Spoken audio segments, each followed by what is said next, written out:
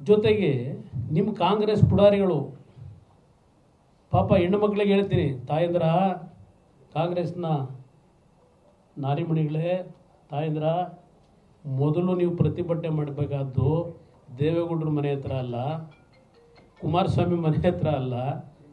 ಕಾಂಗ್ರೆಸ್ನ ತಾಯಂದ್ರಿಗೆ ಹೇಳ್ತೀನಿ ನಾನು, ಮೊದಲು ಮಾಡಬೇಕಾಗಿರೋದು ನಿಮ್ಮ ಮಹಾನ್ ನಾಯಕ ಇದ್ದಾನಲ್ಲ ಅವನ ಮನೆ ಮುಂದೆ. ಇಲ್ಲ ನಿಮ್ಮ ಸರ್ಕಾರ ನಡೆಸ್ತಿರೋದು ನಾನು ನಡೆಸ್ತಾ ಇದ್ದೀನ, ಸರ್ಕಾರ ಮಾಡ್ತಿರೋದು ನಾನು ಮಾಡ್ತೀನೋ ಸಿದ್ದರಾಮಯ್ಯ ಮಾಡ್ತಾ ಇದ್ದಾರೋ?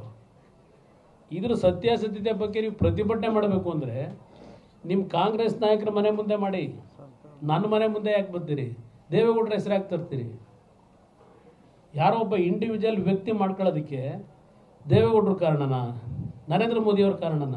ಸಿದ್ದರಾಮಯ್ಯನವರೇ, ನಾನು ಮುಂದೆ ಬರ್ತೀನಿ, ಇವತ್ತು ಹೇಳಲ್ಲ, ಮುಂದೆ ಬರ್ತೀನಿ, ಇನ್ನೂ ಸಮಯ ಇದೆ.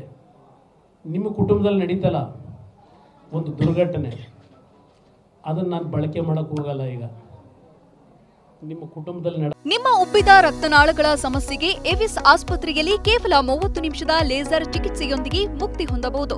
ಹೆಚ್ಚಿನ ವಿವರಗಳಿಗಾಗಿ ಸಂಪರ್ಕಿಸಿ 8088837300. ಆದಂಥ ದುರ್ಘಟನೆ ನಾನು ಇದಕ್ಕೆ ಬಳಕೆ ಮಾಡ್ಕೊಳ್ಳಿಕ್ಕೆ ಹೋಗಲ್ಲ. ಸಿದ್ದರಾಮಯ್ಯನವರೇ, ಅವತ್ತು ನಿಮ್ಮ ಕುಟುಂಬದ ಮಾನ ಮರ್ಯಾದೆ ಉಳಿಸೋದ್ರಲ್ಲ ನರೇಂದ್ರ ಮೋದಿ, ಸುಷ್ಮಾ ಸ್ವರಾಜ್ ಮಾನ ಮರ್ಯಾದೆ ಉಳಿಸೋದ್ರಲ್ಲ, ಅದಕ್ಕೆ ಇವತ್ತು ನರೇಂದ್ರ ಮೋದಿ ಅವರನ್ನು ಪ್ರಜ್ವಲ್ ರೇವಣ್ಣ ಅವರದಕ್ಕೆ ಟ್ಯಾಲಿ ಮಾಡ್ಕೊಂಡು ಅವ್ರನ್ನ ಪ್ರಶ್ನೆ ಮಾಡ್ತೀರಾ ನೀವು? ಇದಾ ನಿಮ್ಮ ಸೌಜನ್ಯ? ಇದಾ ನಿಮ್ಮ ಸೌಜನ್ಯ ಕೇಳಲಿಕ್ಕೆ ಬಯಸ್ತಾ ಇದ್ದೇನೆ. ನರೇಂದ್ರ ಮೋದಿ ಅವ್ರಿಗೂ ಪ್ರಜ್ವಲ್ ರೇವಣ್ಣ ಅವ್ರಿಗೂ ಸಂಬಂಧನೇ. ಟಿಕೆಟ್ ಕೊಟ್ಟಿರ್ಬೋದು, JDS ಪಕ್ಷಕ್ಕೆ 3 ಅಭ್ಯರ್ಥಿಗಳನ್ನ ಹಾಕೊಳ್ಳಿ ಅಂತೇಳಿ. ಪ್ರಜ್ವಲ್ ರೇವಣ್ಣ ಅಭ್ಯರ್ಥಿ ಮಾಡಿರ್ತಕ್ಕಂಥದ್ದು BJP ಅಲ್ಲ. ಆ ಸ್ಥಾನ ನಮ್ಗೆ ಬಿಟ್ಟುಕೊಟ್ಟಿದ್ರು, ಅಭ್ಯರ್ಥಿ ಮಾಡಿರೋದು ನಾವು ಮಾಡಿದ್ವಿ.